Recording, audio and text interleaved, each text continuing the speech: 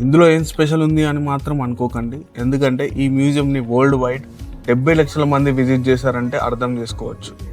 ఈ మ్యూజియంకి entry ticket వచ్చేసి $50, but నేను మాత్రం ఈ వీడియో ద్వారా మీకు ఫ్రీగా చూపిస్తాను. ఈ వీడియోలో నేను చెప్పడానికి ఏం లేదు, మీరు చూసి ఎంజాయ్ చేయడానికి మాత్రం చాలా ఉంది. సో ప్లీజ్ వీడియోని చివరి వరకు చూసి ఎంజాయ్ చేయండి. Be amazed. Welcome to Emotion Air.